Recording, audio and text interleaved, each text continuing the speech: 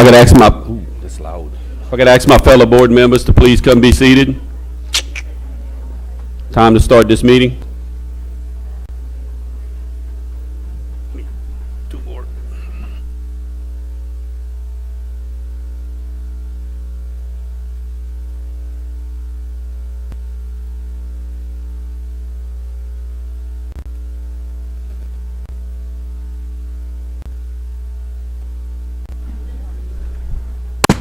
We'll call this meeting of the Lafayette Parish School Board to order. Let my fellow board members take a seat. Ms. LeBou, would you lead us in the pledge, and we'll have a moment of silence right after.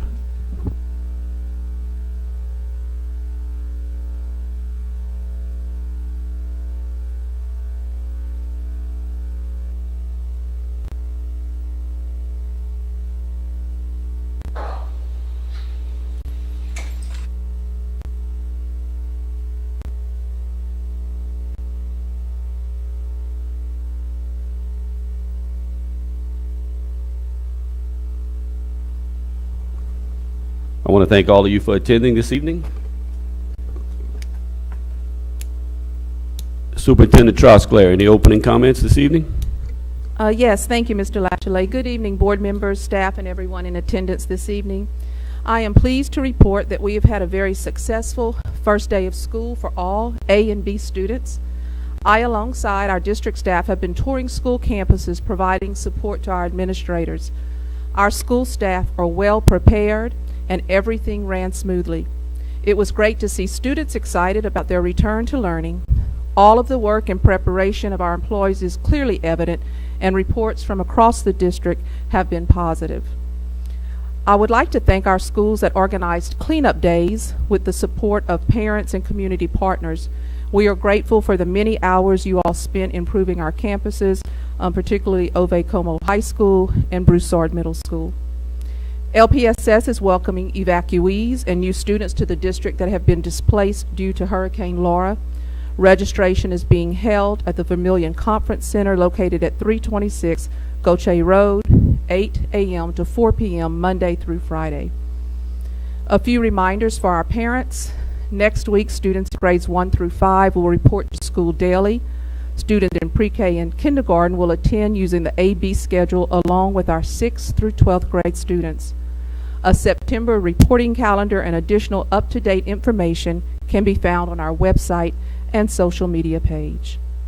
For our Lafayette Online Academy students, and for the days students are not attending school in person, families can opt to order meals to go in advance to take home for the coming week. These are shelf-stable breakfast and lunch meals that parents must order via an online form by midnight each Wednesday for pickup on Friday. Families with more than one student enrolled in different LPSS schools will be able to pick up meals at a single school site. We are asking all parents to update their parent portal account with a valid email address. This is a mandatory requirement for LOA parents, as this is how the online academy will communicate with families, which began the orientation and onboarding process this week. We ask parents to be patient as we continue to roll out the necessary information over the course of this week in order to prepare families to begin online coursework on Monday, September 14th. In closing, we are excited to announce that the Lafayette Parish School System and Love Our Schools Link and Learn Help Desk is now live and operational. The Help Desk was created to assist parents and students with all the questions and concerns related to internet connectivity, device usage, and educational apps.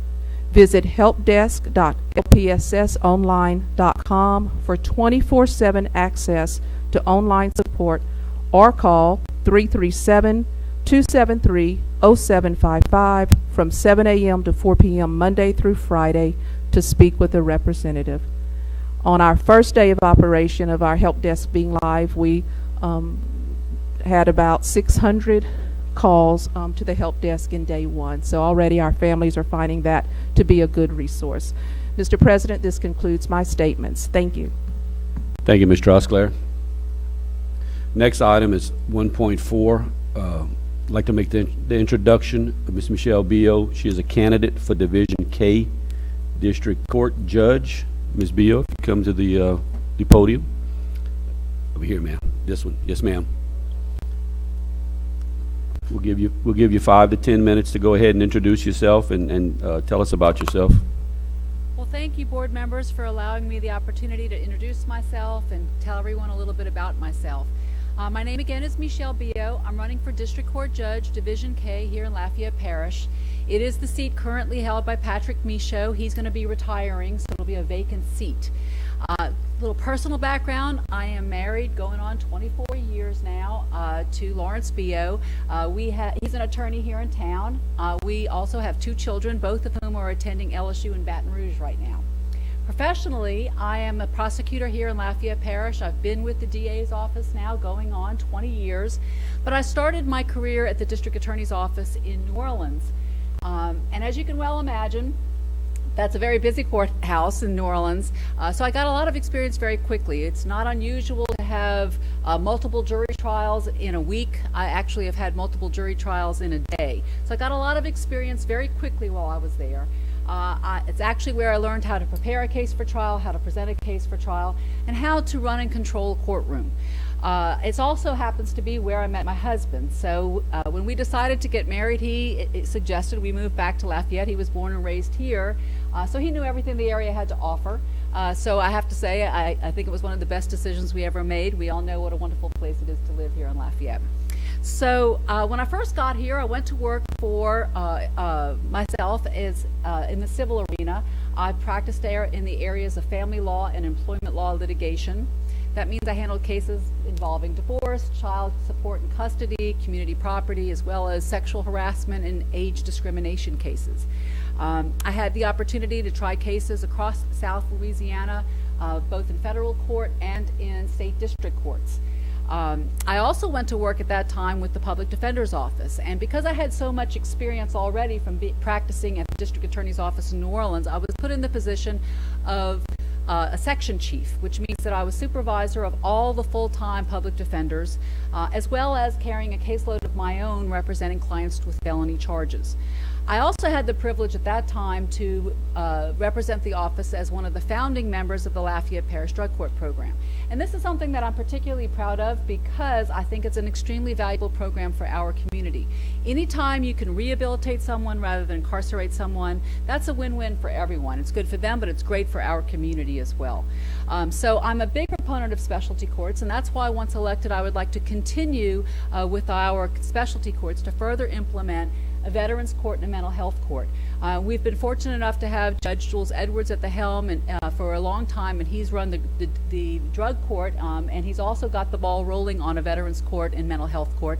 And being that he's stepping down to run for city court, I want to make sure that that momentum is not lost. I want to make sure that someone steps up and says they're willing to take over and try to make sure that that actually comes to fruition. So that's what I would like to do once elected. Now, as much as I love being in private practice and working for the Public Defender's Office, 20 years ago when Mike Carson offered me a position with the District Attorney's Office here in Lafayette Parish, I jumped at it because I always loved being a prosecutor. I love being in the courtroom. I love trying cases. And I love getting up every day and knowing that what I'm doing is important and making a difference in my community. It's work you can be proud of, and I am very proud of what we do at the District Attorney's Office. So I have been an assistant district attorney here in Lafayette Parish for going on 20 years now. Like I said, I am the lead felony prosecutor in Track 4. That means that I handle all cases ranging from felony theft to first-degree murder and everything in between. Over the last 20 years, I have convicted some of Lafayette's most violent offenders. So I have a lot of courtroom experience. So when I realized Judge Michaud was going to be retiring, that's when I decided that it was time for me to step up and take that experience and put it to work for my community in a different capacity. I certainly couldn't sit back and complain that I wasn't happy with the person who filled his seat if I didn't at least offer to put my experience to work for our community. So I can tell you that if I'm elected, I will practice by 4 major principles in my courtroom. I will always be firm, yet compassionate. You know, cases are not black and white. There are always shades of gray in every single case, and I will look at those shades. I can tell you that I will always be respectful. I will be respectful of the attorneys, the parties, the witnesses, the jurors, You know, coming to court can be a scary and intimidating process, and so I think just having a judge who can extend the common courtesy of being kind and respectful, that can go a long way of easing the process. So my courtroom will always be run respectfully. I can tell you that I will always be prepared. You know, I don't go to court now as a prosecutor unprepared, and that won't change if I'm on the bench. I will always know my docket. I will always read the briefs before I go to court. I will have no problem turning to the attorneys and asking them to further educate me on their issues if I need that. And I'll have no problem educating myself and doing the research myself if I need further education. I can tell you that that I will apply the law to the facts of the case, and I will not legislate from the bench. I don't believe that is the role of the judge, so that won't happen in my courtroom. But lastly, that does bring me to what I believe is the role, the most important role of a judge, and that is someone who's going to be fair and to listen to all sides of the case, to be able to reach a fact-driven, objective decision and uphold the rights guaranteed to us by the Constitution. So that's the kind of judge I would like to be, and I want to offer those services to our community. I know that I have the experience to do this job and to do it well. I believe that experience matters, and I am hoping that all of you believe that as well. And so that's why I'm here to humbly ask you for your vote and your support come November 3rd. I'll be glad to answer any questions if anyone has any. Okay, if not, I did pass out some cards. I would greatly appreciate if you all do have any questions after I leave, please, there's a phone number on it. Please call me. I want to make sure everyone's questions are answered and they feel confident when they walk into the booth on November 3rd to vote. Thank you so much for your time. Thank you, Ms. Beal. Next on the agenda is 1.5 is the presentation of the Louisiana Department of Education 2019-2020 State Homeless Liaison of the Year Award to Dr. Amy Fontenot. Ms. McGee. Good afternoon. Superintendent Trosclair, Board President LaChalet, members of the board and audience. I'm Latika McGee, and I serve as the Director of Federal Programs here for the Lafayette Parish School System. It is with immense pride that I stand before you this afternoon in acknowledgement of one of our most valuable public servants, Dr. Amy Fontenot. Dr. Fontenot has been selected as the 2019-2020 Homeless Liaison of the Year by the Louisiana Department of Education. Dr. Fontenot, would you please come forward at this time?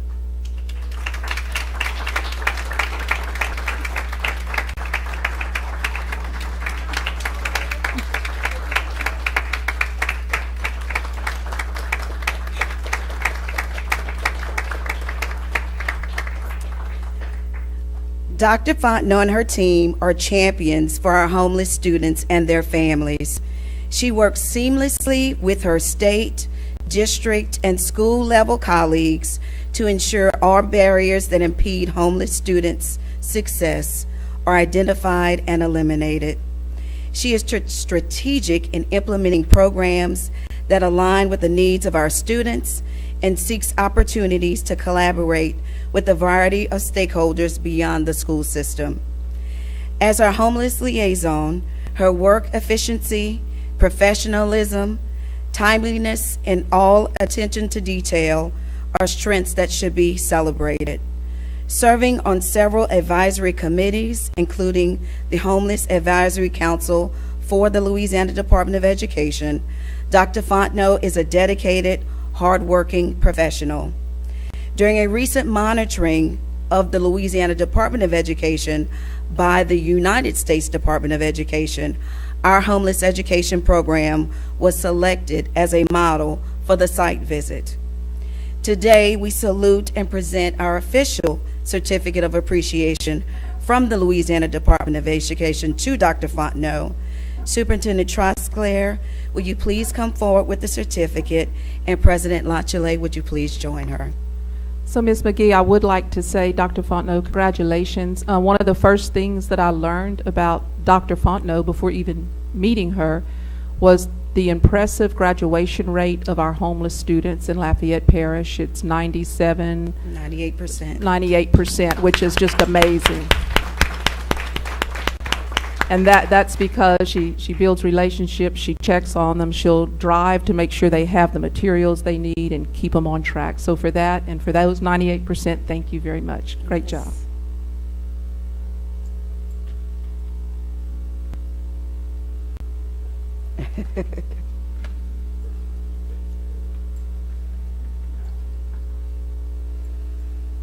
And the certificate reads, 2019-2020 Homeless Liaison of the Year. The Louisiana Department of Education is honored to hereby grant a certificate of appreciation to Dr. Amy Fontenot, Lafayette Parish Homeless Liaison, for her exemplary dedication to homeless children, parents, and colleagues. It is dated on August 21st, 2020, and it is signed by our Homeless State Coordinator, Dr. Antigua Hunter. Please joining me in saluting again and thanking an outstanding public servant, our very own Dr. Amy Fontenot.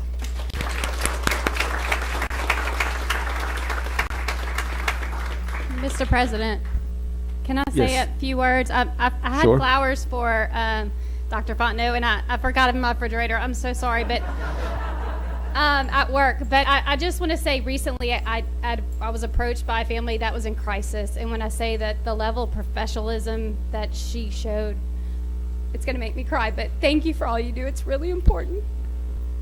Thank you, Dr. Fontenot, for being a part of the Lafayette Parish School System. We're richer for having you. Thank you. Next up, we have litigation. There are two of them.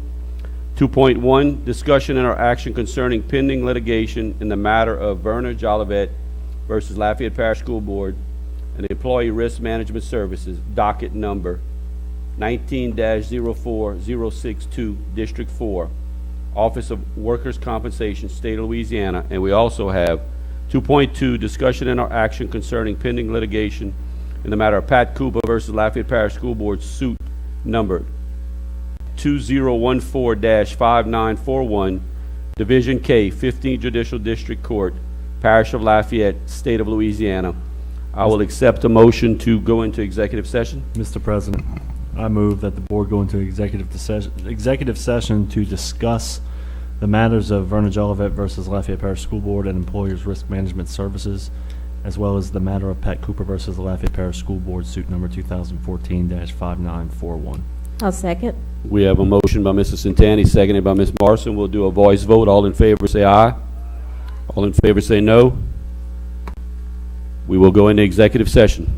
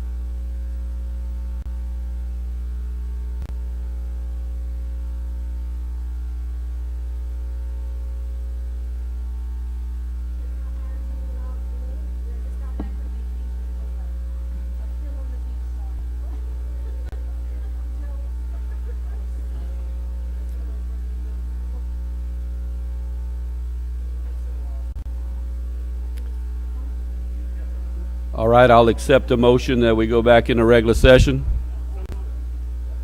We have a motion by Mr. Centani, seconded by Mr. Angel, that we go back into regular session. All those in favor say aye. Aye. All those opposed say no. We're back in regular session. All righty, we're waiting on a motion. Mr. Centani will be with us in 1 second. We'll do a voice vote on this motion.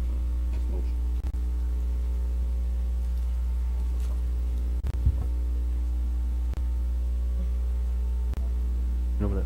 Mr. President, I move that the board accept advice of counsel in the pending litigation concerning Vernon Jolivet versus the Lafayette Parish School Board and Employers Risk Management Services.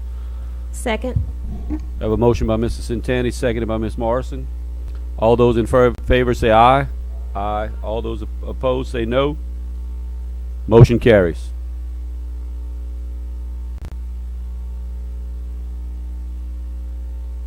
We'll move on to our information items. 3.1, personnel changes, September 9th, 2020. Mr. Mouton, Ms. Trosclair.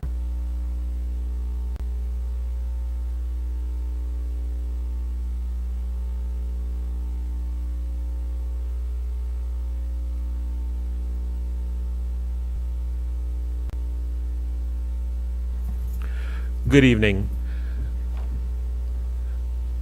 To Ms. Trosclair and to our board president, thank you for this opportunity. I am very, very excited tonight. We have one new administrator in the district to introduce. Ms. Jessica Guidry is the new assistant principal of Milton Elementary Middle School.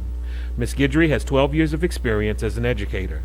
She holds a bachelor's degree from the University of Louisiana at Lafayette and a master's of education in educational leadership from Louisiana State University, Shreveport.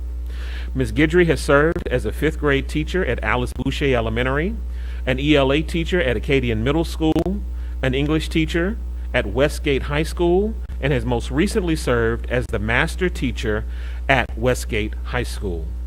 Ms. Guidry was a Westgate Teacher of the Year finalist in 2015 and 2016. She has served as a teacher leader advisor, lead teacher, English department director, and has been a member of Advanced Ed's Accreditation External Review Team. Ms. Guidry is honored to serve as the new assistant principal in the parish and looks forward to promoting the mission and the vision of Milton Elementary Middle School. Ms. Jessica Guidry.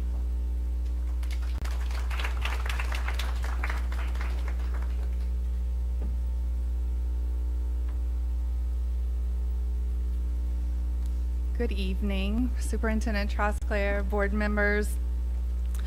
I just want to take this time to express my sincere gratitude for entrusting me or allowing me the opportunity to serve as an educational leader at Milton. And there are really no words that could adequately convey my excitement and honor in this role. But I do look forward to working with such an amazing faculty and staff and the administration team that I've seen in the short time that I've been there. And I look forward to working diligently with the students, the faculty, the staff, our stakeholders as we continue to reach and succeed rigorous educational goals. Thank you all so much. Thank you and congratulations.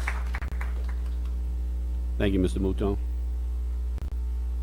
3.3, discussion concerning water bottle filling stations in future new construction. Dr. Chasson.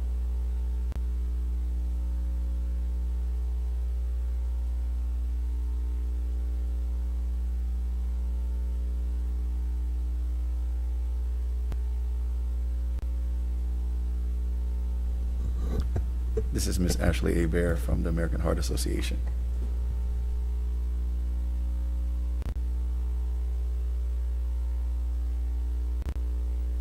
There we go. Like I was saying, thank you so much for giving me some time today. My name is Ashley Hebert. I'm Government Relations Director with the American Heart Association. I cover the entire state of Louisiana, and I'm here to speak today about water access in schools. You guys already know that water is a basic human need that none of us can live without. But for children, having clean water, drinking water available to them in school is extremely critical. All children, no matter where they live or what grade they're in, deserve to go to a school that provides clean water at no cost. Water plays an important part in their health when it comes to their muscles, their cognitive thinking, and even their attention spans. So we know now that, per the CDC, water fountains are the germiest places in a school. By installing water bottle filling stations, we are helping to reduce germs and maintaining social distances. I truly appreciate your time today considering this policy for all Lafayette Parish schools. I know in the absence of a vaccine, we all want to jump into a return to normalcy, and we want to do that as safe as possible. And a water bottle filling station in all schools is definitely a way to get us there. Thank you, guys. Thank you very much.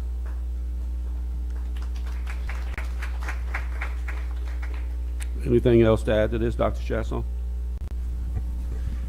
No, sir. This is just something that I'm 100% behind, and I informed Ms. Ashley that we'll be in discussions about it with the superintendent, and if it needs to come to a vote for the board, we'll bring that up at the current time.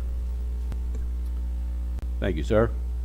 3.4 is facilities. It's USDA funding available for capital projects at Southside High School and timeline for utilization. Mr. Guidry and Mr. Bordelon.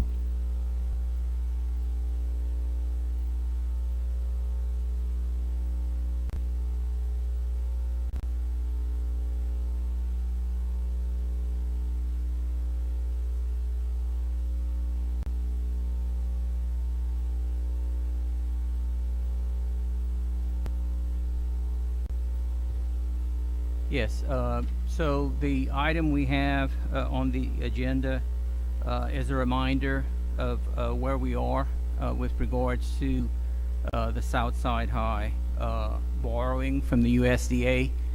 It's a cost reimbursement program. It's not a conventional funding mechanism. So the way it works is if there's a project, now that the school itself is finished, is there a capital project that the board is interested in funding using those USDA funds, then we would submit for pre-approval prior to starting those projects. Upon obtaining approval, we would expend our funds and then submit an application for reimbursement. So the report's basically information item is providing the funds that are still available to us for reimbursement. Should the board choose to identify a capital project, given the final date for wrapping this up is August 3rd of 2021. So we're pushing up against the time window if there are projects that the board is interested in. So we'll continue to keep this as an information item, just to keep the board informed as to what that amount is. We still have a couple of purchase orders that are outstanding on furniture, so it may change slightly. That's why we would continue to present it from month to month. We appreciate it, Mr. Guidry, but we know the money's there, and I'm sure if there are any projects come up, we know we can use it. I think the money was parked in January or February, and we appreciate it. Thank you. Mm-hmm. Mr. Loxley, Yes.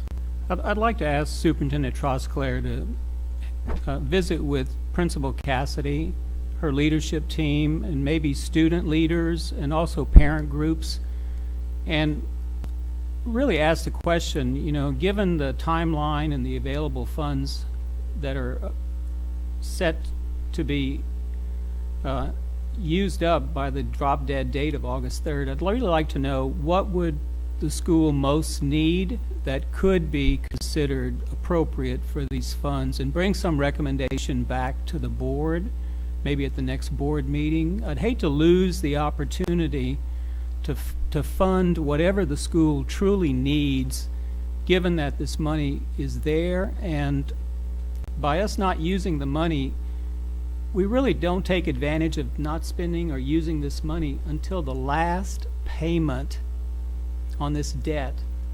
in 2056. So we have an opportunity. I'd really like to know what the community wants and needs and bring that back to the board if possible. Can I ask a question, Mr. President? Billy? You sure can. Thank you. In order for us to expend the money by August 3rd, how early would we need to approve something? Because I know obviously we still have outstanding invoices. So do we need to be at least back that date up a few months so that we approve something in time for it to actually be expended? Or is that the last date by which we need to vote to actually expend money? Yeah, the August 3rd date would be the date that we'd have to have our applications for reimbursements in. So we would have had to have expended the funds, meaning the project is complete at that point, and have submitted the application for reimbursement by that date. So Okay, so the project has to be complete, and then the funds already have to be expended, and we're just seeking reimbursement by the August 3rd date. Okay. Correct.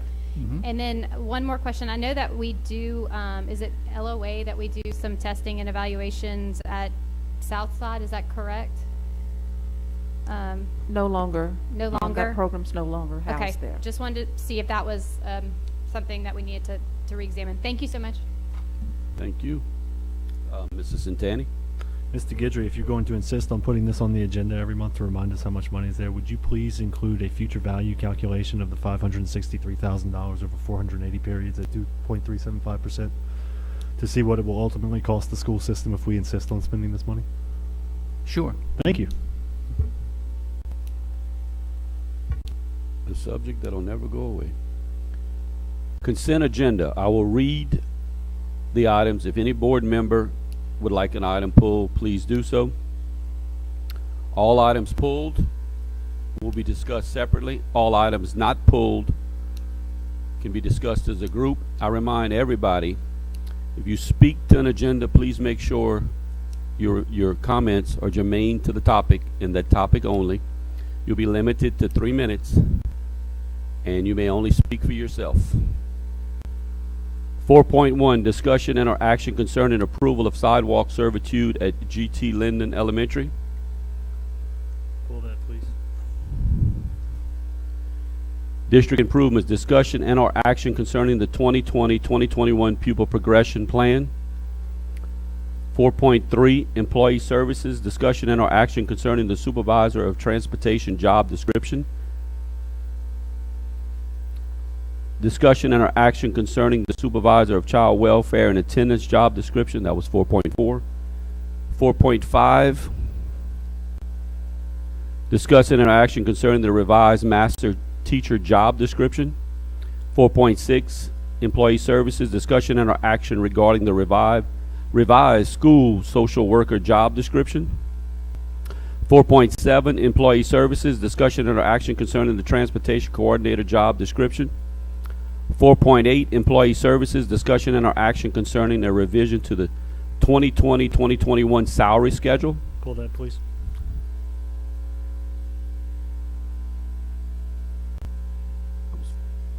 4.9, discussion and or action concerning the Exterminator 2 licensed job description.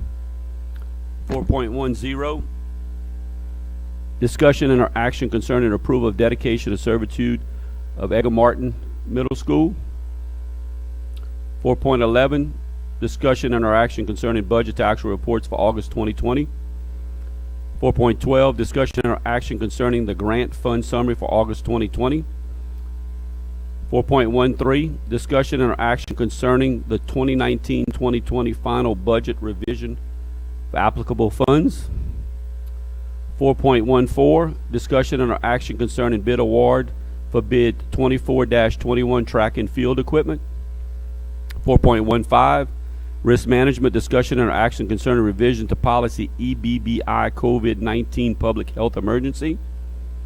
4.16, risk management, discussion and action concerning LPSB Policy GAAA, Equal Employment Opportunity. 4.17, Risk Management, Discussion and or action concerning LPSB Policy GAEAA, Sexual Harassment. 4.18, Risk Management, Discussion and or action concerning LPSB Policy GAMC, Investigations. 4.19, also Risk Management, Discussion and or action concerning LPSB Policy GAE, Complaints and Grievances. Pull that, please. 4.20, Risk Management, Discussion and or action concerning LPSB Policy JAAA, Equal Education.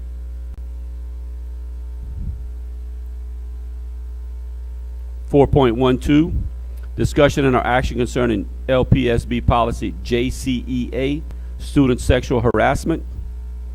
4.22, Discussion or action concerning Title IX Sexual Harassment Grievance Procedure. 4.23, Discussion and or action concerning proposed new policy JAAA, Title IX Sexual Harassment. 4.24, Discussion and or action concerning the minutes of the August 12th, 2020 and September 1st, 2020 meeting. And 4.25 is approval of all action items. I remind you, the items pulled were 4.1, 4.8, and 4.9. 4.19. Is that it? 4.19? I did that one. I did that. Mr. Broussard pulled it. That's fine. Mr. President, I move that we approve all items not pulled. I'll second. I have a motion by Mrs. Santani, seconded by Mr. Angel, that we approve all items not pulled. The only items that were pulled were 4.1, 4.8, and 4.19. Right now, we'll take public comment on any item that was not pulled. Any board member comment on any items not pulled? Hearing none, Madam Secretary, I'll call for the vote.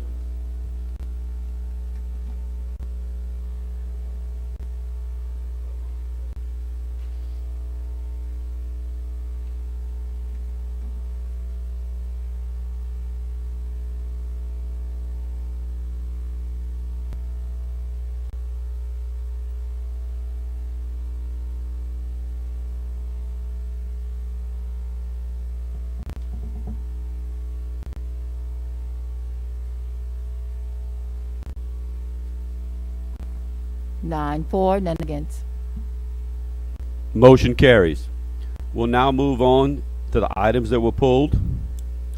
4.1, discussion and action concerning approval of sidewalk servitude at GT Lindon Elementary. Mrs. Santani?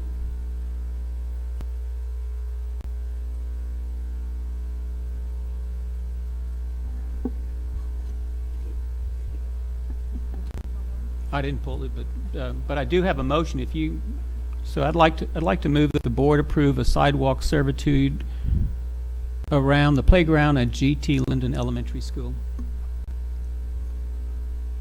We have a motion by Dr. Aguilar.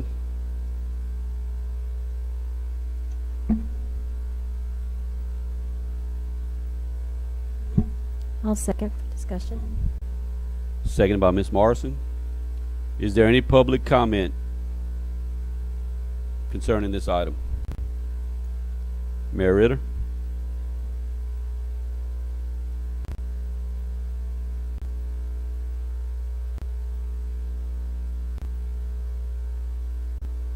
Excuse me. Good evening, Ms. Trosclair, Board President LaChalet, and board members. It's a privilege to be here back with you, and I first want to commend the leadership of the administration and also of the elected school board members to be into the first week of school during a pandemic, and your efforts to keep our kids safe are certainly noted and appreciated. So I know that you have many important issues here to discuss this evening, and as part of just your greater planning to make sure that the year gets off safely, compounded with everything else that's before you this year. Tonight, I'm here simply to ask for your support of granting a sidewalk easement, which would be at Green Tea Lindon, so the city can construct at no cost to the Lafayette Parish school system, a sidewalk easement which would extend from the Youngsville Sports Complex to Foster Park. Many of you probably are already aware that the Foster Park asset was managed by the Parish of Lafayette, but at the direction of our City Council and cooperation from the Lafayette Parish Council, that park management is now part of the City of Youngsville. So there's plenty of advantages, obviously, about having sidewalks throughout communities. Youngsville requires new developments to have it. Youngsville has done an extensive amount of repairs to existing sidewalks. We take a lot of pride and a lot of interest in recreation. Our constituents in Youngsville have told us that sidewalks are one of the things that make Youngsville a great, desirable community. In addition to the connectivity between the Foster Park and then also the Youngsville Sports Complex, one of the great advantages here for this particular project is that just due south of where this proposed easement is home sites of probably 1,000 to 1,200 home sites, Fairhaven and Fairfax neighborhoods. So this connectivity, if approved, would allow us to have another inlet for these kids that live in not only the existing neighborhood, but the neighborhoods that are under development, to provide a safe route to school for them. Many of you, I'm sure all of you, have heard of the federal grants for safe routes to schools for sidewalks. This particular grant that we would be using is a Louisiana Recreational Trails grant that's administered through the Lieutenant Governor's Office for Recreation. And I see it as a win-win for everyone. It's an improvement to your property. It's at no cost to yourself. And it's just enabling us to construct the sidewalk, connect it around the existing playground.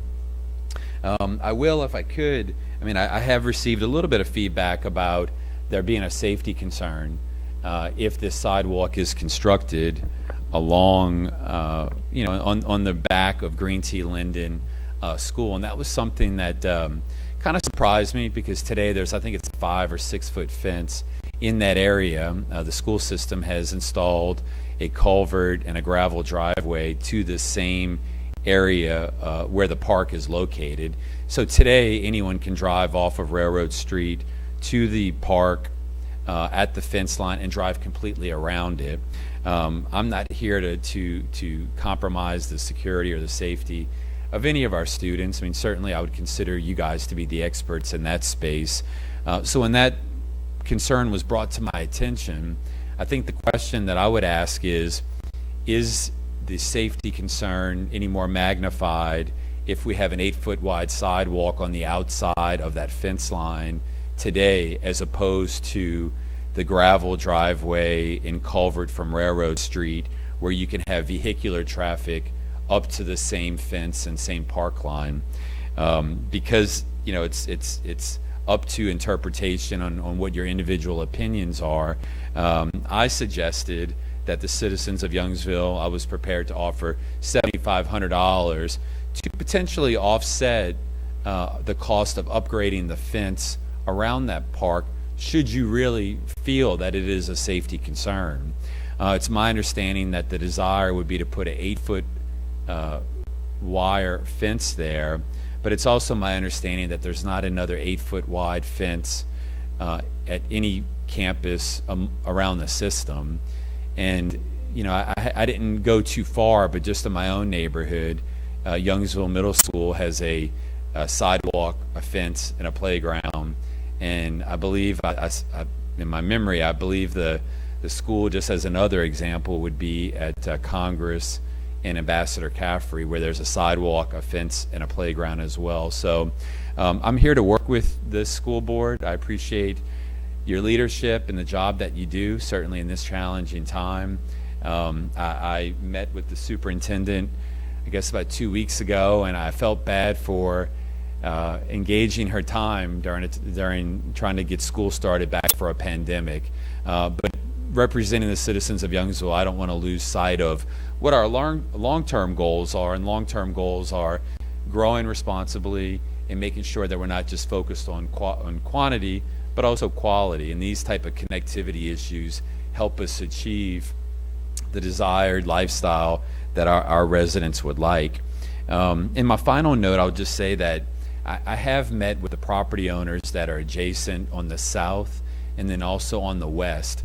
As part of this project, and you'll notice in your board docs, there's a couple documents there. So you can see that we had to obtain the same easement from several different property owners. And, you know, anticipating that there could be some question over the past week since this has been requested on the agenda, I reached out to the adjacent property owners, and they are amicable to allowing us to shift this 8-foot wide sidewalk onto the adjacent property. But I guess just what I would point out there is, if that's the route that happens, the sidewalk will still be there, and the fence, if it is a safety concern, will still be there as well. So, you know, just food for thought that there will be a sidewalk there. Tonight I'm prepared to offer $7,500 towards the installation of a new fence, should you deem it to be a safety concern. And I'll also work with you to cooperate. I believe when that initial driveway was installed, I'm not sure if it was just intended to be temporary or if it was intended to be permanent. If it's just intended to be temporary, I'm willing to offer, because it's in the public right-of-way, I would offer that, you know, the Youngsville Public Works could pull that culvert and truly block off that gravel driveway, because I would suggest that that may be a security risk as well, if having a sidewalk against the same fence is deemed to be one. So with that, I'll take a seat, but I'm certainly happy to answer any other questions that you have on it. Again, I'm here in a cooperative spirit, and certainly want to work with you to ensure that the kids in that area have a safe route to school. So thank you for your time. Thank you. Any other public comment? You have a question? All right. Mayor, Mr. Angel has a question.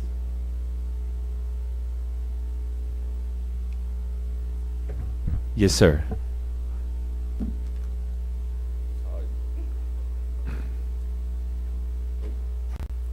Uh-oh. No disrespect to Karen Crow there. So.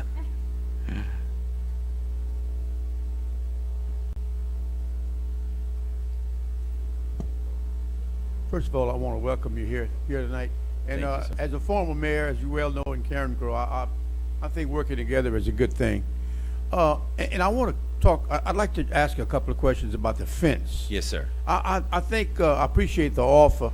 I think that perhaps if we were in agreement, did you just come up? I mean, where did you come up with the $7,500? Can you? I mean, sure. I don't know how long the fence is, and it seems to me that that's money little for an 8-foot fence. But I don't know. But number two, maybe there are attachments that you can add to an existing fence, over and above the existing fence, right, where you stretch wire across it. I think that would serve, you know, in terms of security. But do we have any idea how much any of that would cost? Yeah, well, I appreciate the hospitality and the welcome, Mr. Angel. The $7,500 I derive, if we go to the adjacent property owner, there's two. On the east side, there is a ditch, and I'm sorry, on the west side, there's a ditch. So in order to cross the ditch, we would have to either put a pipe, or what I prefer to do is to do a pedestrian bridge across that ditch. So estimated that cost to be about $7,500. On the south side, where there's an existing development going in today, the curb cuts are going in. I approached the developer there about trimming his rear lots from 140 feet deep to 130 feet deep. Without hesitation, he said absolutely. He recognized what we were trying to do and the vision that we're trying to see in Youngsville. In that particular case, you know, there would not be a ditch. It would simply be the sidewalk would be 10 feet away from your existing fence. Now, I did do a Google search, you know, on the price for a fence. Dr. Aguilar and I talked about that briefly. My assumption would be that the school system through your purchasing department would probably get better pricing, and Dr. Aguilar did provide me with, I believe it was a price of $20,000, and that would be for an 8-foot fence to replace the 5 or 6 foot fence that's there today. I believe it's about 900 feet. You know, and I think I made this point earlier, but there's no other school in the system that has an 8-foot fence. So I think potentially if it could be outfitted with, I don't know if there's a better name for barbed wire, but that may be I think that's what it's called, on top of the fence. You know, I'm certainly open. I'm open to that. But the $7,500, just to be clear, that's going to be roughly what our cost is on the adjacent property to cross an existing coulee. So I say, well, if we do that, I would rather, you know, unaware that there was a safety concern of your existing fence at this playground, I said, well, we could simply take the same amount of money and give it in kind for signature on the servitude agreement for you to use, you know, should you choose to upgrade it or perhaps do another improvement in that area. But perhaps Dr. Aguilar or someone on the team can speak to the quote that they received. I'm not sure. Go ahead, Dr. Aguilar. So I asked Kyle Bordelon to come up with some pricing. There is 960 linear feet of fencing, and the cost to install a 6-foot wooden fence came back at about $30,000. I asked Kyle to come back with a price for an 8-foot chain link fence, and so that came in at about $21 a foot times 960 for a total price of about $20,160. Okay. All right, thank you. Any other public comment? Chief Boudreaux?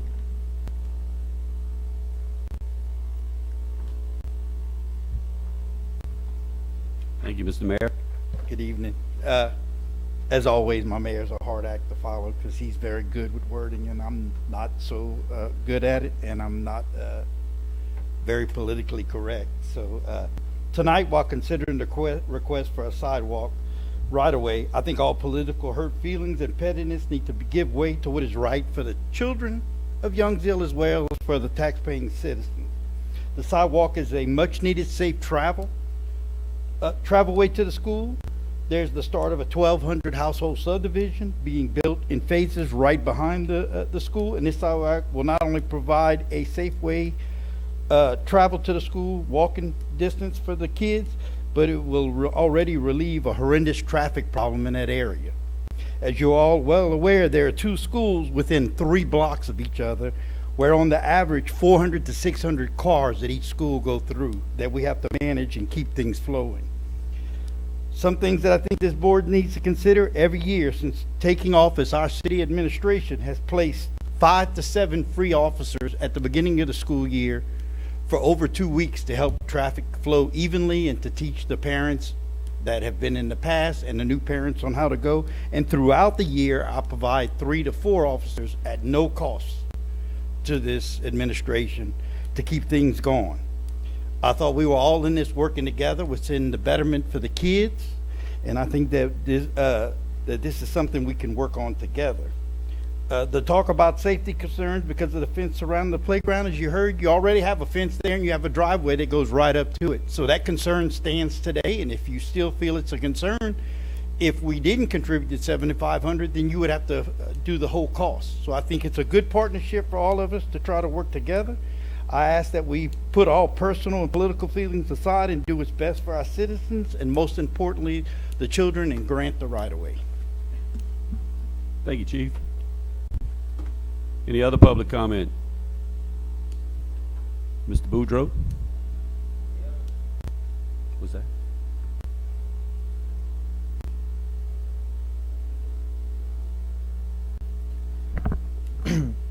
Thank you. I'm going to be short and brief.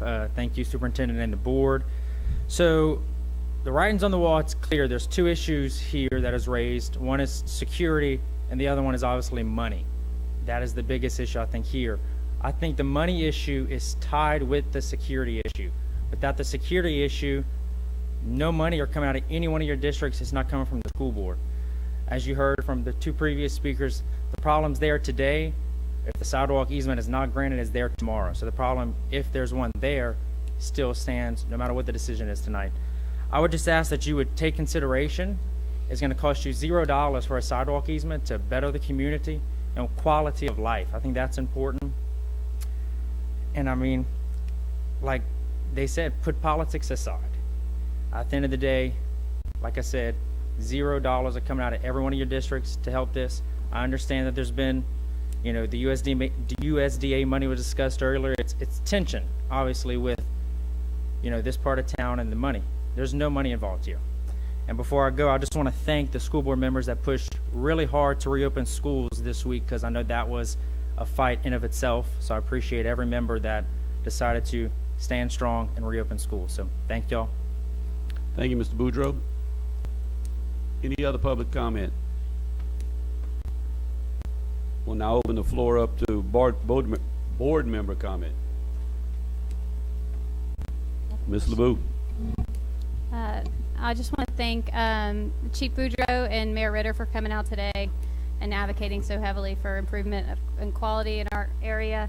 As I talked to Mayor Ritter earlier today, I don't have a problem with the concept, and in general, I would like to see, you know, us work together to improve. Obviously, that I understand the congestion in Youngsville is bad and have that walking opportunity to school. But I do have issues as an attorney with the language of the agreement in and of itself. So I would just propose that if we would move forward, we don't grant the contract as written. Did I just get louder? That instead we would table it subject to further negotiation as to the language and content of the contract. It's a personal servitude right of use in the contract. It should be a predial servitude. I feel like we're missing language. I know that we've been reassured that, you know, they have certain standards that construction will be to and different individuals that they will have working on the contract, but that's absent in here. There's no discussion about drainage, although I know, you know, the city engineer would be very cognizant of making sure that this wouldn't cause any drainage issues. We just don't have that kind of language in here. So I feel like while I agree conceptually with the concept, I just would like to see the contract be a contract that really spells out mutually our obligations and agreements, as well as fix the fact that it needs to be a predial servitude that would run with the land. Thank you. Are you offering a substitute motion, or are you asking that this motion be defeated or tabled?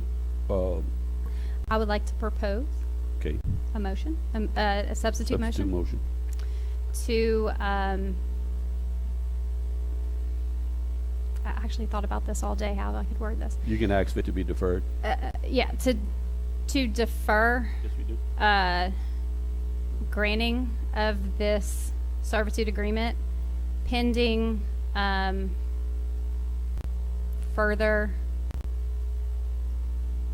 negotiation of the wording of the contract so that it's mutually agreeable to the school board and the city. Okay. Does that work? Did y'all get that? Do I have a second? I'll second. But I have a comment also. I have a comment too. Okay. Well, wait, we have to do public. Okay, we have a motion by Ms. LeBeau and seconded by Ms. Morrison. Okay.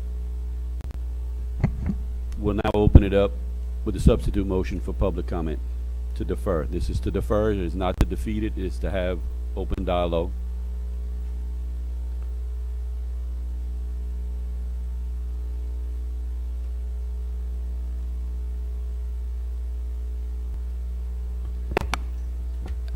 I certainly respect Ms. LeBeau's comments about that. We did speak earlier about some of the language that, as an attorney, she would like to get cleared up. You know, procedurally, how that's done at this point, I don't know. I guess my only request is that this is and this is my problem, not yours, but I mean, this is a grant application that I have to have in by the end of the month. So not knowing what your schedule is to do that, you know, I originally started this conversation with hopes that we would be on the August agenda. So I don't know, you know, procedurally what your process is. I think that we can come to terms quickly on the differences there. I know in my city council meeting, we've had motions that direct a particular member to work out the kinks, you know, on the language, to be amicable on both parties, because it sounds like it's some substitution of words and things that, you know, it fundamentally don't change really the outcome of the project. I guess the other thing I would ask is, you know, if this is something that's deferred tonight to clean up the language, that doesn't really give me a good feeling on what the vote will be if we go through that process and come back to your next meeting at that point. And the reason why it's relevant, and I guess again it's my problem, not yours, is if I need to get the easement from the two adjacent property owners, while they've agreed to it in conversation, I still need to have those legal documents drafted to get their signature beforehand. So, you know, just throwing that out there. If it's to be tabled, that doesn't really leave me. I really won't know which way to go, because I'm coming back at that point just to, you know, be told like, no, we don't want to do it. Then, you know, that's even more time that's eating me up to go to an adjacent property owner. So, thank you. Can I ask a question of our attorney? Okay. When it's not public comment. Any other public comment concerning the substitute motion or delaying? Now we may go to Board. Ms. LeBou, you may ask your question. Ms. Boudreau, could we, I think only the board president, if I'm correct, needs to execute this agreement. You can make your motion if you want it Yes. to be to approve just the language here, subject to legal counsel's drafting of a acceptable contract or act of dedication. Okay. So can I make another substitute motion? Well, No. Take yours back. I'm gonna withdraw my motion. Okay. Do you withdraw your second?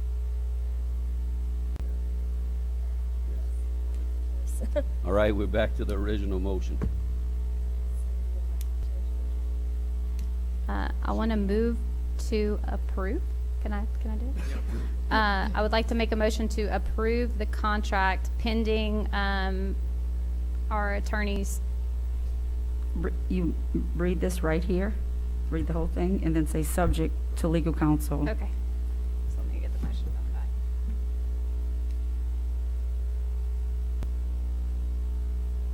Sorry, y'all, don't want to mess anybody up.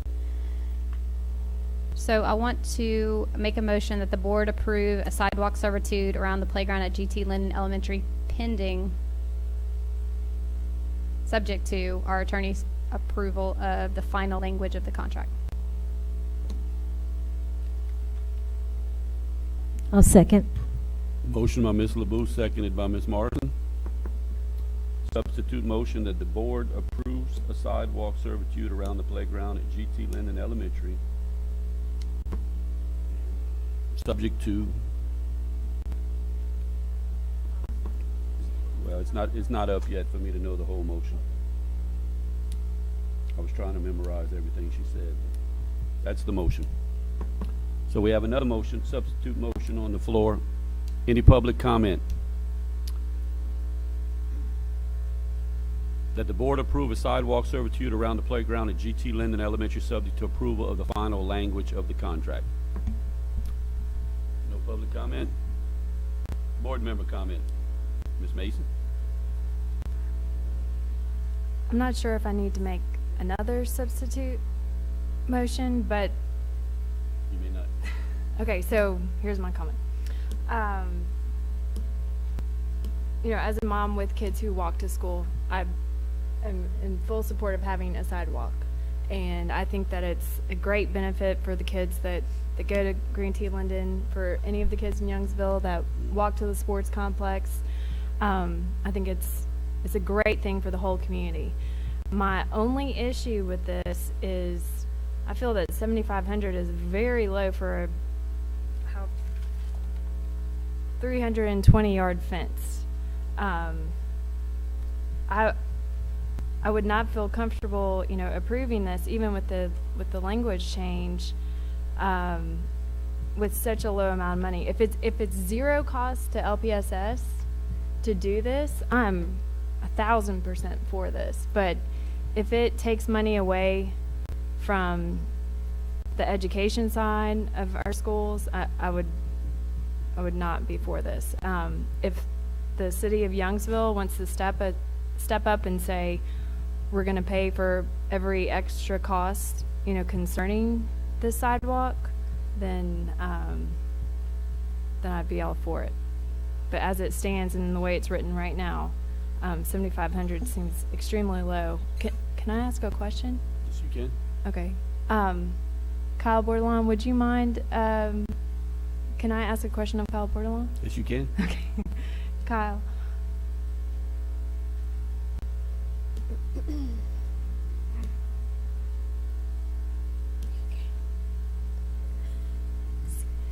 Thank you.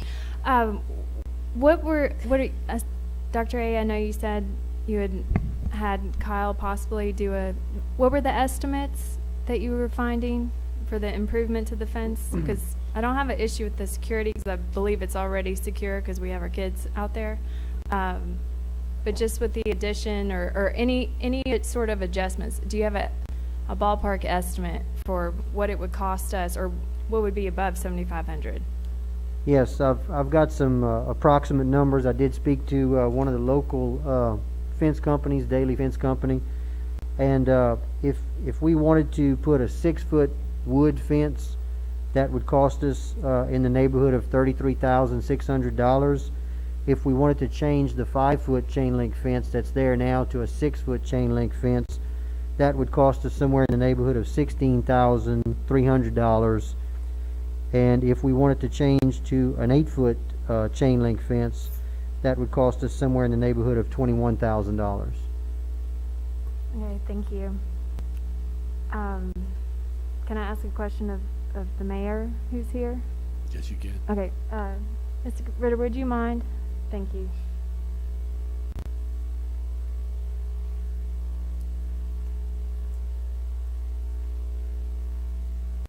Thank you. I appreciate you coming personally tonight. Yeah, absolutely. Would the city of Youngsville be open to paying more than $7,500, or taking responsibility for the cost? Because as Mr. Boudreaux over here mentioned, there is the issue that we have spent LPSS has spent a lot of money out in Youngsville. So, do you have any? Yeah, and so I guess my feedback to that would be,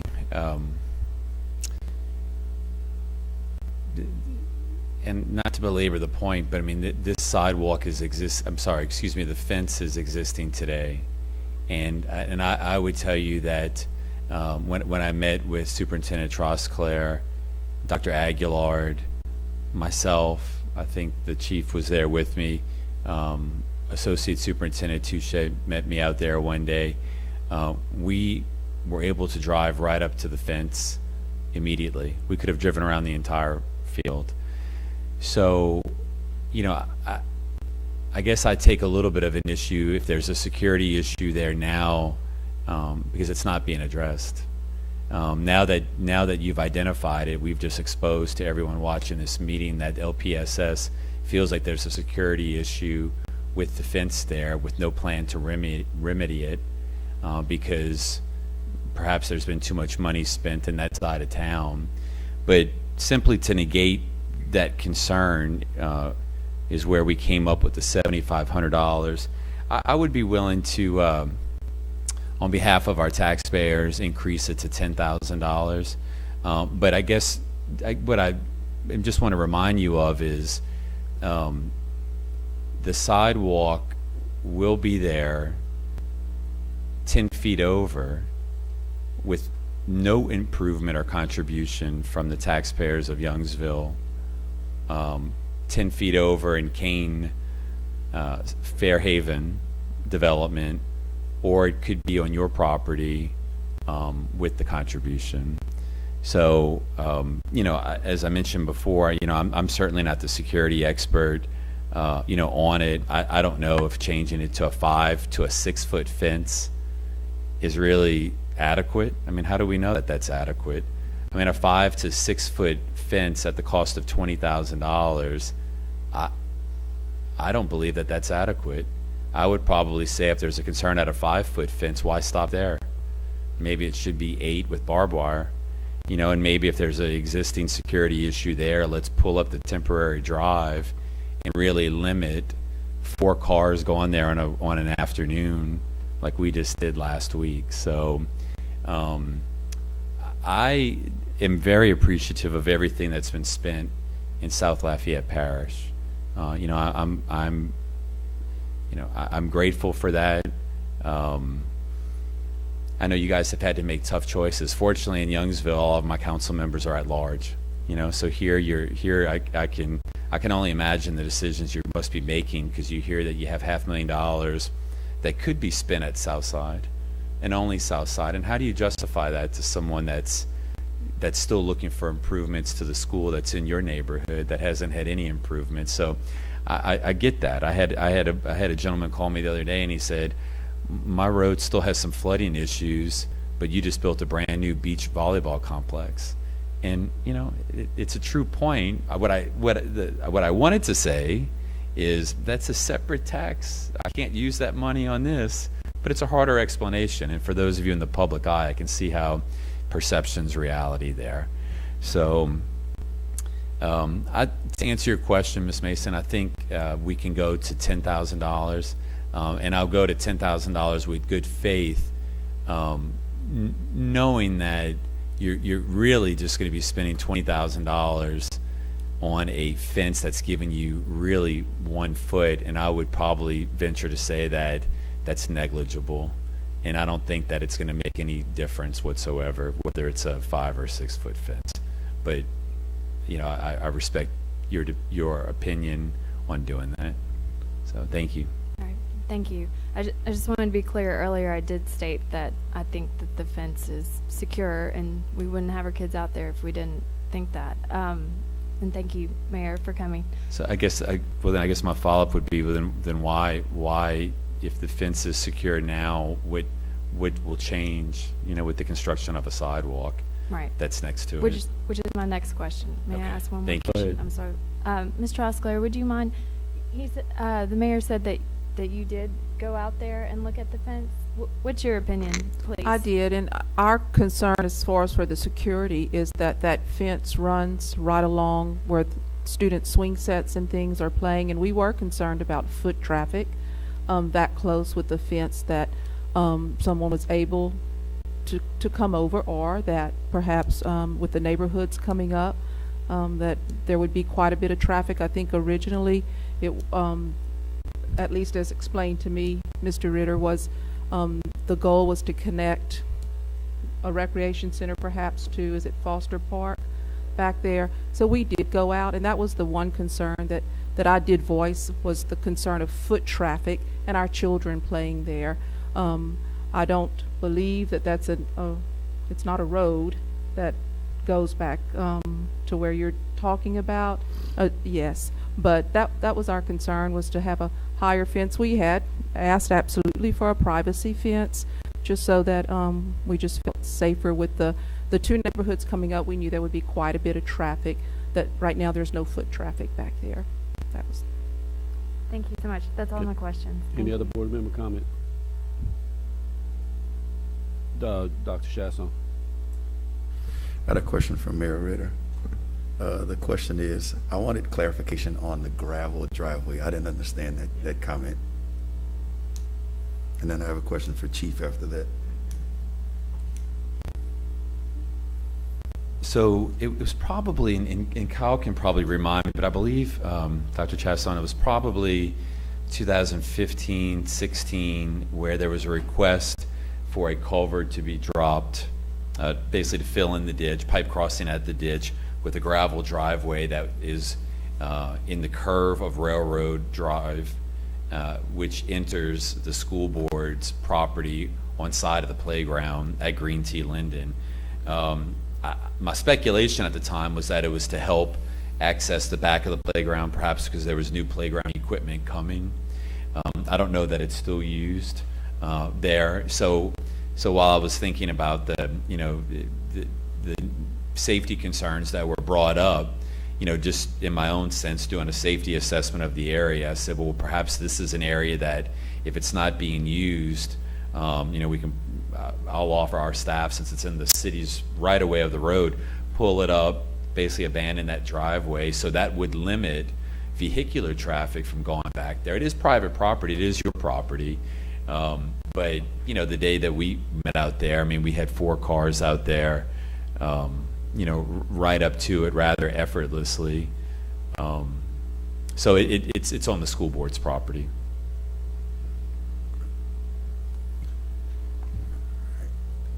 And I've got a question for Chief, if you wouldn't mind. You want to add something, Kyle?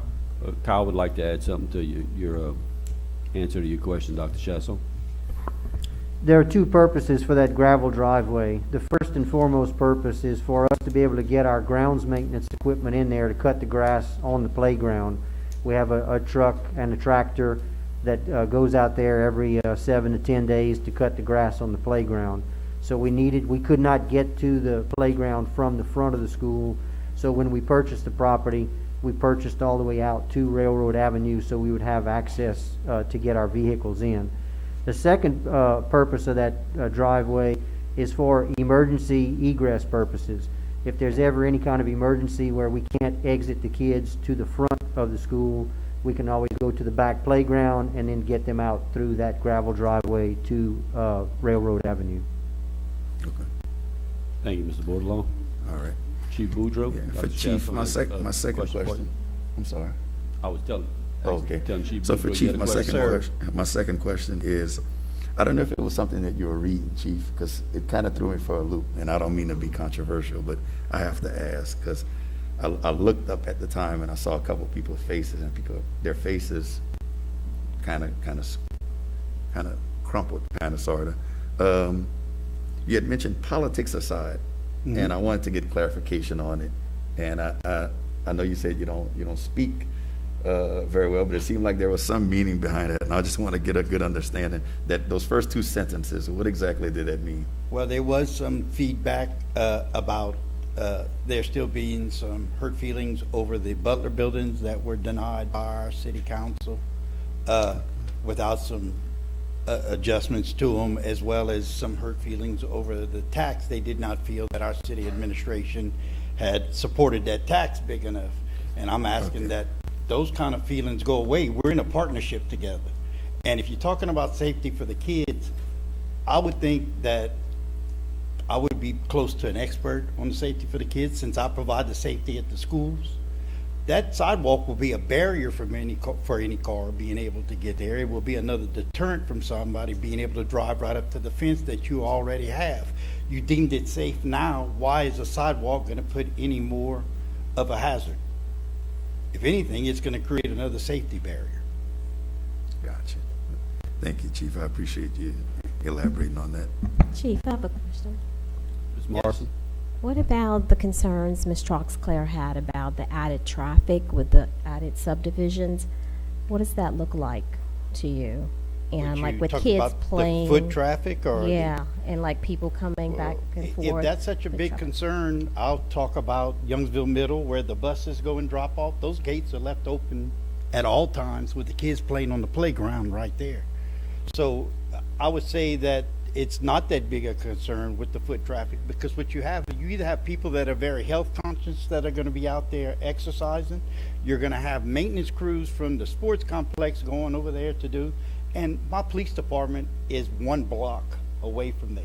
So anything that would be deemed suspicious, I can run there quicker than I can have a car, than I can have a car drive around to block that driveway.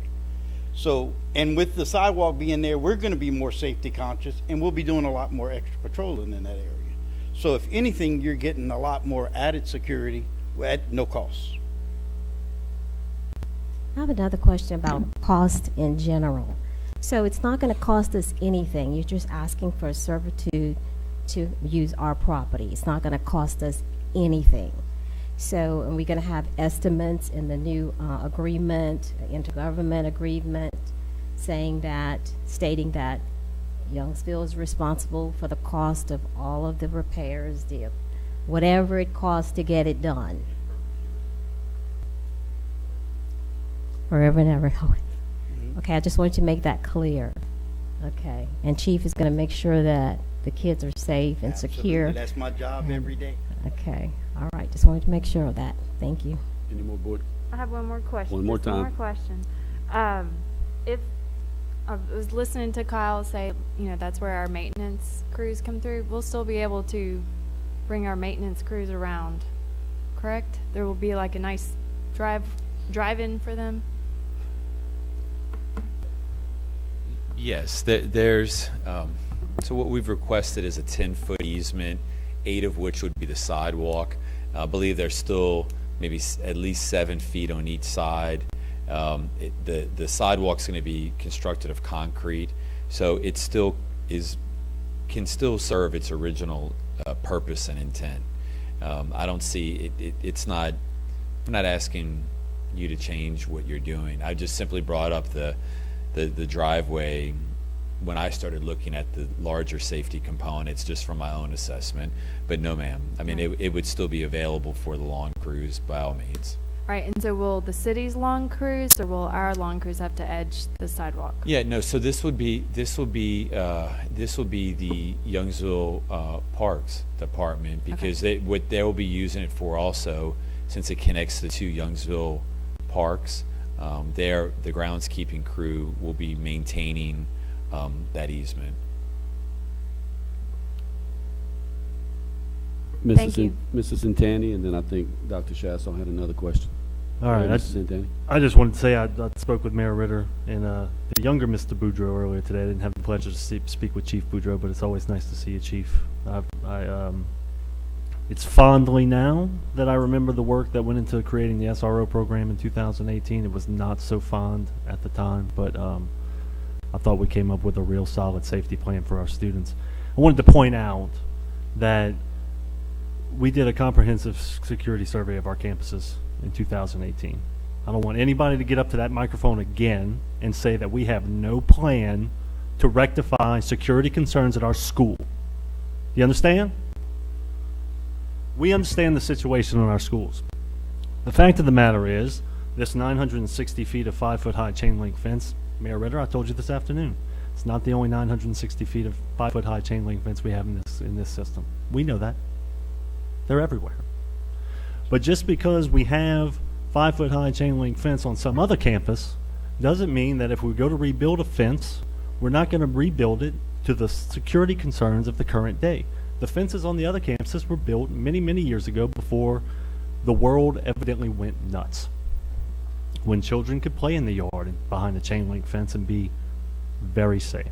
It's not the case today. I think we all know that. Chief Boudreau knows that better than most. When we say a fence needs to be replaced, that comes straight from our security audit of our campuses. We're not making it up. We're not saying, well, I don't know, 6 feet will be good. We're certainly not going to put 8-foot barbed wire fences and make it look like a prison. We're certainly not going to do that. So I just wanted to say that our superintendent, who was here, our former superintendent who sits on the board now, I think they both are well aware of the priority that the board put on school security in 2018. And most everything having to do with facilities is viewed through that lens, and that lens first. And for that, I'm grateful for them for doing that, because we do take it very, very seriously in the school system. I think that's evidenced by the tremendous amount of money we pay, along with our partners in Youngsville and Broussard and the other municipalities in this parish. City of Lafayette, I believe we have a partnership with every municipality to have local police officers in the local schools, and they do a tremendous, tremendous job for us, and for that we're very grateful. it sounds like, to me, we have a lot of questions about whether it goes on this side of the ditch or that side of the ditch, or whether it costs us any money or costs you any money, or you're paying $7,500, we're paying $10,000.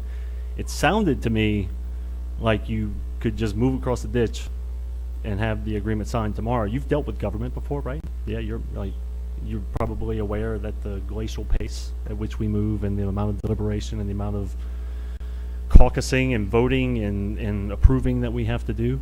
I would certainly think that would be a path of least resistance, moving across the ditch. And yeah, it will leave us without a 5-foot fence to a 6-foot fence to an 8-foot to a 6-foot wooden without barbed wire. It will certainly do that, without a doubt.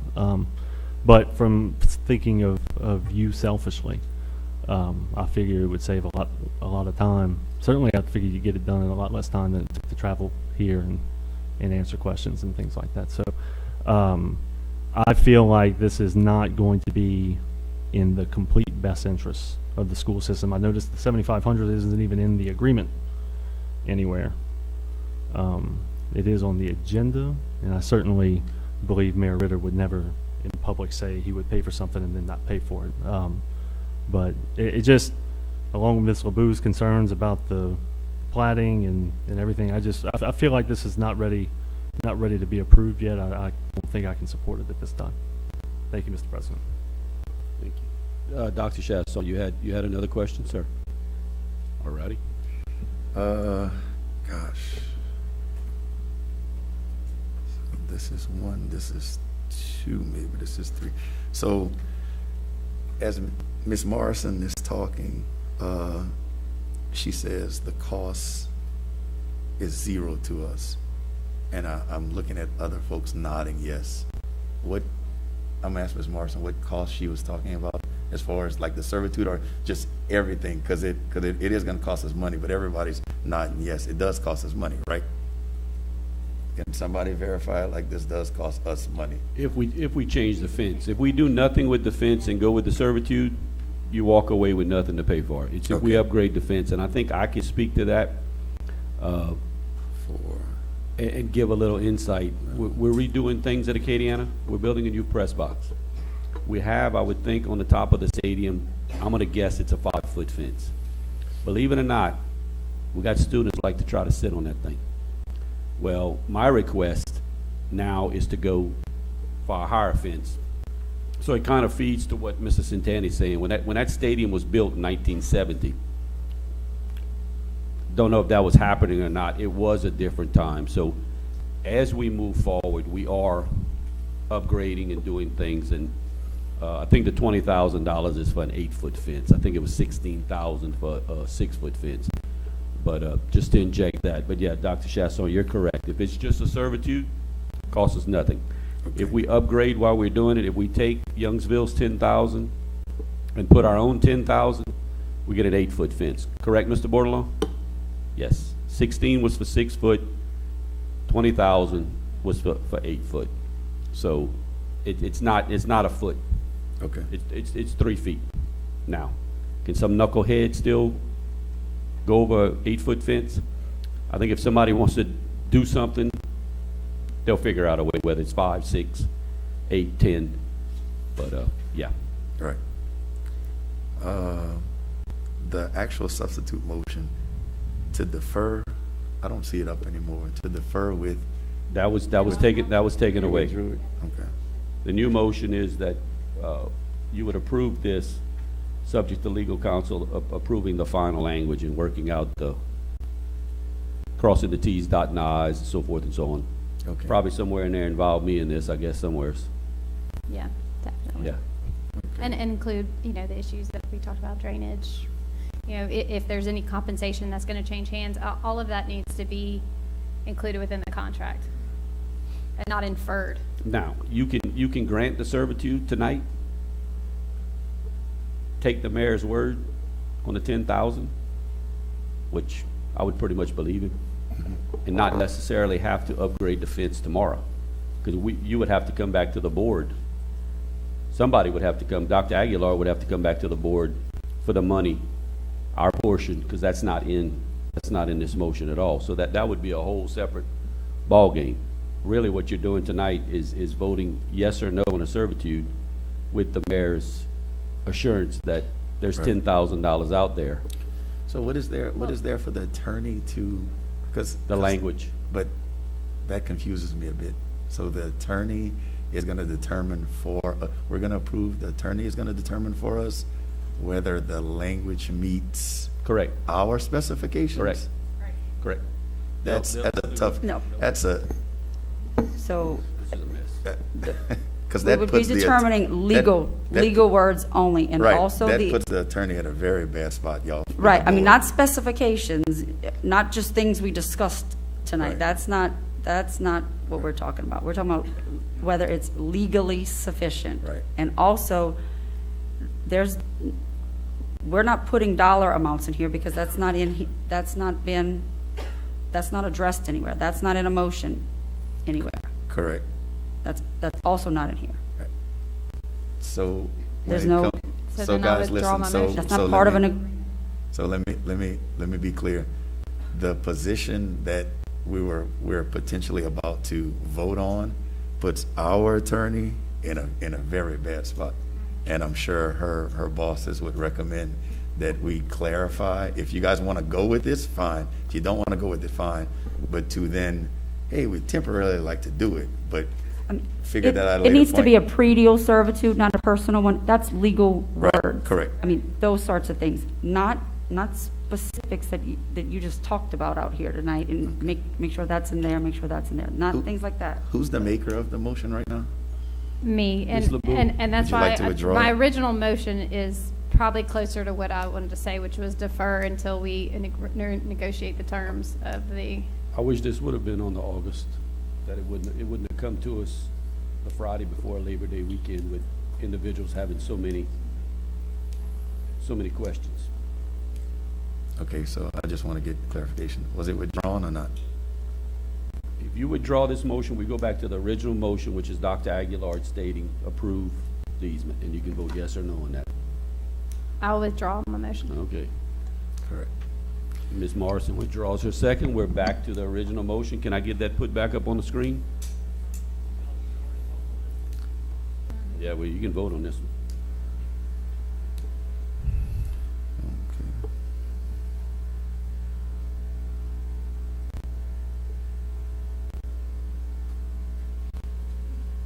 The original motion is that the board approve a sidewalk servitude around the playground at GT Lindon Elementary. The motion was by Dr. Aguilar, and it was seconded by Ms. Mary Morrison. Madam Secretary, I call for the vote.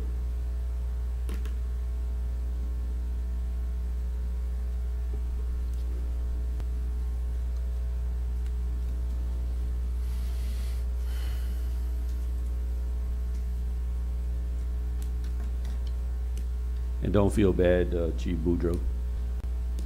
Me and you in the same room, not being politically correct, we could get in some trouble, me and you. Love you to death, but we could get into some trouble, me and you. That's funny.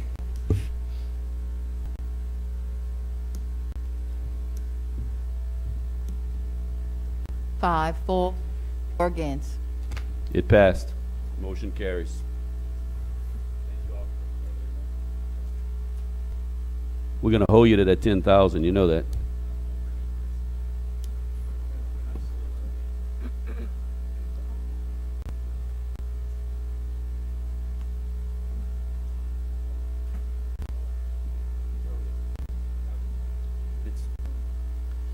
The next item pulled was 4.8 Employee Services, discussion and our action concerning a revision to the 2020-2021 salary schedule. That was pulled by Mrs. Centennial. Mr. President, I move that the board approve the revision to page 68 of the 2020-2021 salary schedule to include the high school band director summer stipend as attached in the public content section of this agenda item. Second.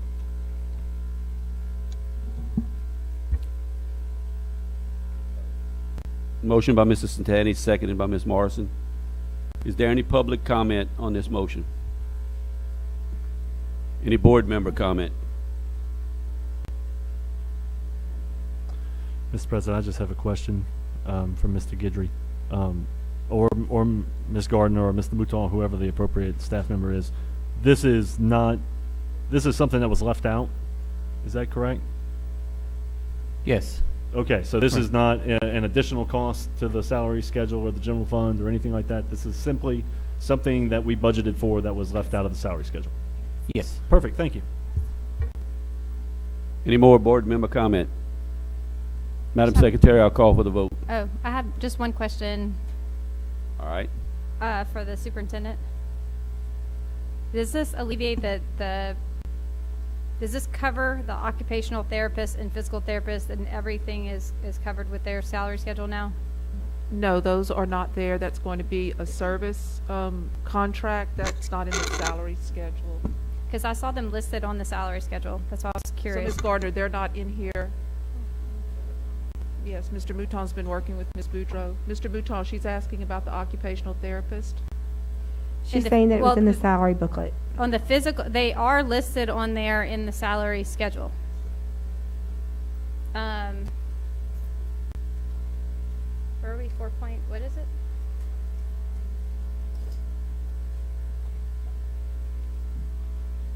Wait, can we hold off on voting until we get that answer?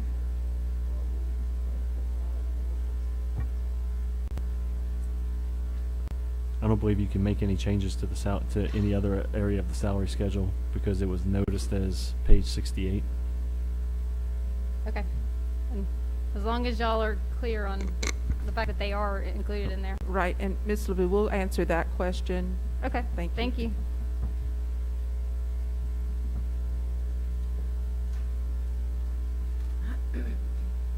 Oh, I didn't see it was just page 68. I'm sorry.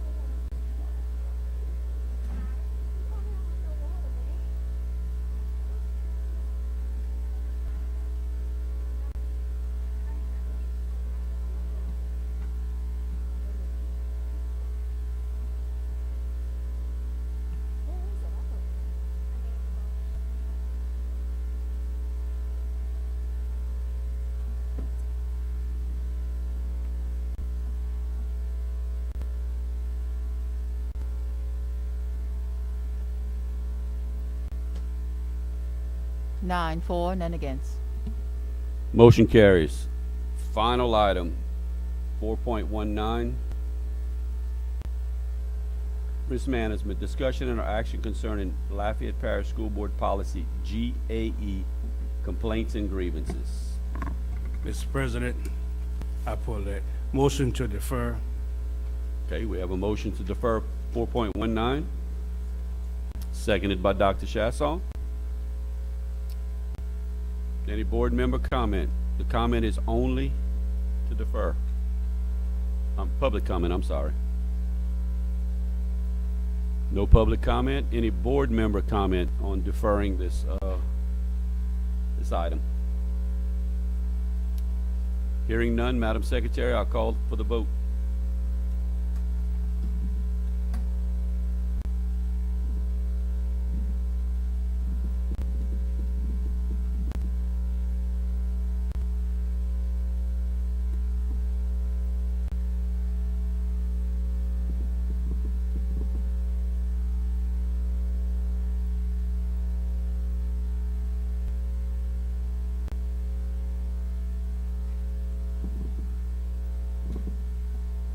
Hold up.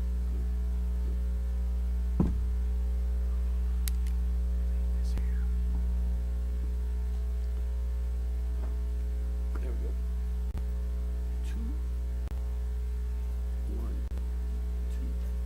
2 hours and 50 minutes.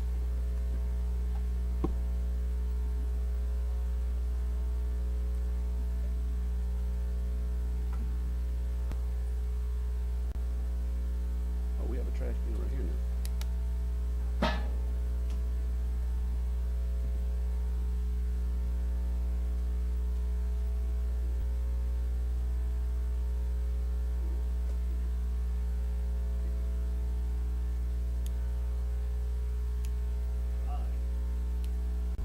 It came up.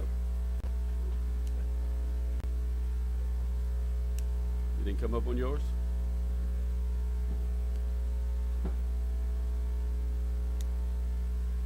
Okay.